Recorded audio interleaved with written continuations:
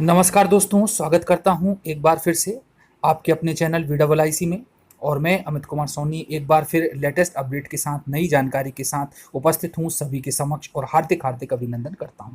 दोस्तों, सब्सक्राइब जरूर करते चलें, लगातार अपडेट्स आ रही हैं चयनित शिक्षकों की नियुक्ति को लेकर के। Social media, print media, Twitter, WhatsApp सभी जगह पर ज़बरदस्त ये मुद्दा छाया हुआ है।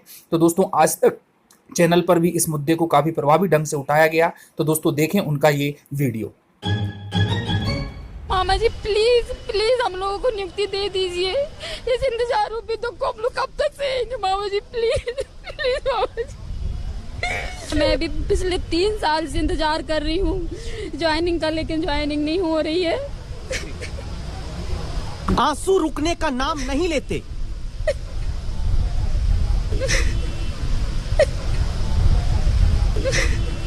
साथियों ने सहारा दिया और उस पल भोपाल की झील में बढ़ते पानी की तरह बहते आंसू किसी तरह संभल गए। आज परिस्थिति ऐसी कि मैं अपने बच्चों की फीस नहीं चुका पा रही हूँ। मैं लेकिन उस दर्द को कौन दूर करेगा जो लहू में दौड़ने लगा है।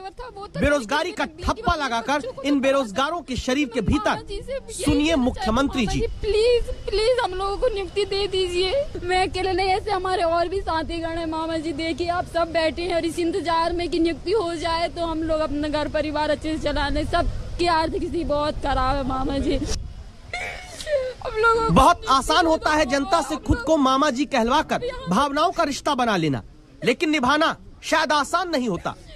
आज तक संवाददाता रवीश पाल सिंह के सामने मुख्यमंत्री मामा जी को संबोधित करते हुए हाथ जोड़कर अपनी नियुक्ति का इंतजार खत्म करने की गुहार लगाती जबलपुर की आराधना झरिया के आंसू आंखों से झरझर भोपाल में क्यों बहने लगे। कभी किसी बेरोजगार से पूछिएगा आपका घर कैसे चलता है, वही नहीं आप भी रो पड़ेंगे। प्लीज प्लीज घर की स्थिति तो इतनी खराब हो चुकी है कि अब घर को चलाना ही बहुत मुश्किल हो गया है सर।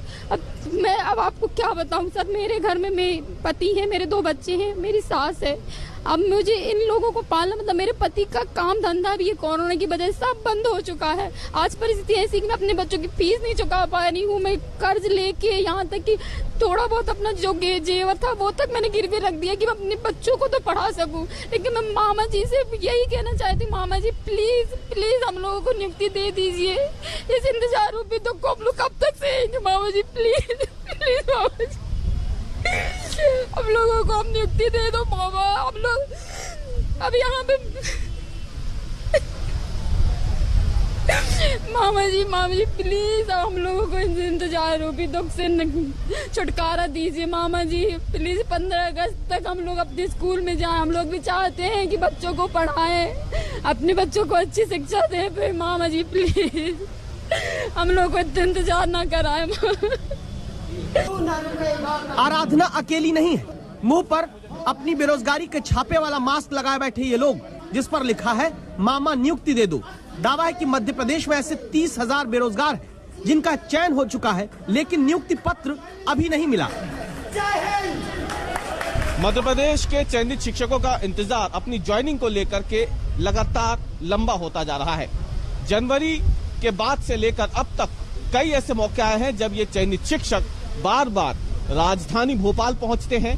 एक बार फिर से तेज बरसात के बीच तमाम चयनित शिक्षक अपनी मांगों को लेकर राजधानी भोपाल पहुंचे हुए हैं और आप तस्वीरें देख सकते हैं इस समय जहां पे जोरदार बारिश हो रही है। और क्योंकि और कोई जगह नहीं मिली तो नीलम पार्क में इस एक जो स्ट्रक्चर बना हुआ है इसके नीचे फिलहाल ये तमाम चयनित शिक्षक जो हैं वो बैठे हुए हैं।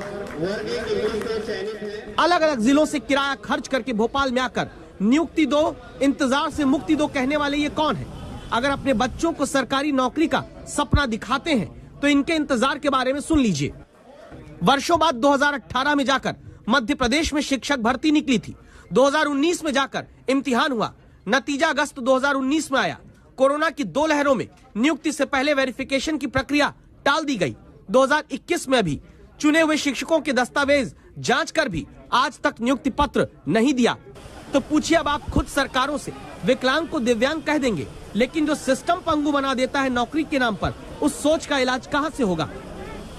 ये जो सहारा लेकर आ रहे हैं देवास के 37 साल के जितेंद्र साधव हैं। भोपाल घूमने नहीं आए, परीक्षा में चयन के बाद भी 2.5 साल से नौकरी का नियुक्ति पत्र न मिलने पर लाचारगी ने इन्हें यहाँ पहुँचाया है। टीचर बन जाते तो राजनीति विज्ञान बच्चों को पढ़ाते, लेकिन जब सरकार चयन करके 3 साल बाद भी नियुक्ति पत्र नहीं दे पाई तो घर चलाने के लिए शादी ब्याह मुंडन पार्टी में गाना गाने लगे। जिन्हें पढ़ाने से घर चलाना चाहिए, उनका घर गाने से भी नहीं चल पाया। तो मैं नामात्र कमाता हूँ सर, कई प्रोग्राम वगैरह आ जाता है तो उसमें से 2-4 हजार रुपए मुश्किल से होता है, वो भी मुश्किल से किसी महीने में तो 1-2 हजार रुपए के प्रोग्राम हो पाते हैं। अगर मेरी ज्वाइनिंग हो जाएगी तो मेरे बूढ़े माँ बाप को क्या मैं अकेला सहारा हूँ, विकलांग भी हूँ, दिव्यांग भी हूँ, तो उन्होंने मेरे ख्वाब देखे हैं, आए दिन परेशान होते रहते हैं कि तेरी कब ज्वाइनिंग होगी, कब ज्वाइनिंग होगी। आज 37 साल का हो चुका हूँ। 37 साल की उम्र में भी बेटे बेटियां सरकारी शिक्षक पद के चयन के बाद भी बेरोजगार घूमते हो तो परिवार पर क्या बीतती होगी। तो चयन क्यों नहीं हो रहा? मुझे ऐसा लगता है कि कमलनाथ जी सरकार में चयनित हुए हैं, इसलिए इन पर रोक लगाई जा रही है। नियुक्ति पत्र दे देंगे। नियुक्ति उनकी होने में या उनकी नियुक्ति पत्र देने में कहीं कोई दिक्कत नहीं है, बस एक कोर्ट का विषय है। वो जैसे ही हमें अनुमति मिलती है, ये पूरी प्रक्रिया पूर्ण हो जाएगी। जिस राज्य में सरकार बनाने के लिए वकीलों की फौज खड़ी करके फ्लोर टेस्ट का आदेश लिया जाता हो, वहीं पर अदालत का हवाला देकर चयनित शिक्षकों को बेरोजगार बनाकर छोड़ा गया है। इन चेहरों को याद करके सरकार को इस बात को समझना चाहिए कि विधानसभा के भीतर पप्पू, फेकू, बंटाधार, चोर और मामू जैसे शब्दों को असंसदीय बनाकर आप रोक लगा लीजिए, लेकिन सबसे बड़ा असंसदीय शब्द बेरोजगारी है, जिसे सरकारी अव्यवस्था ने ही युवाओं के माथे पर चिपका दिया। रवीश पाल सिंह, भोपाल, आज तक।